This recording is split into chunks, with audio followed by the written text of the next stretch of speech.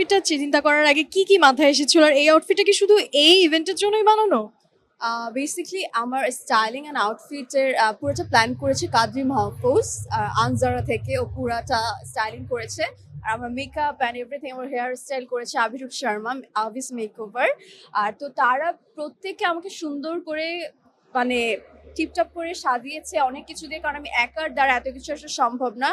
পুরোটা টিম মিলে অনেক হার্ড ওয়ার্কিং করেছে, তারপরেই now this is me wow wow actually. Wow.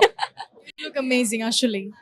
এবং মন্দিরা চক্রবর্তী শুধু ভালো স্টাইলই করতে পারেন না, দেখতেও সুন্দরী সেটা তো অবশ্যই, পাশাপাশি একজন অভিনেত্রী এবং অসাধারণ নৃত্যশিল্পী। তিনি যখন স্টেজে থাকেন তখন আমাদের চোখে সত্যি পলক পড়ে না। নাচ দেখেছিলাম আমার আজকে।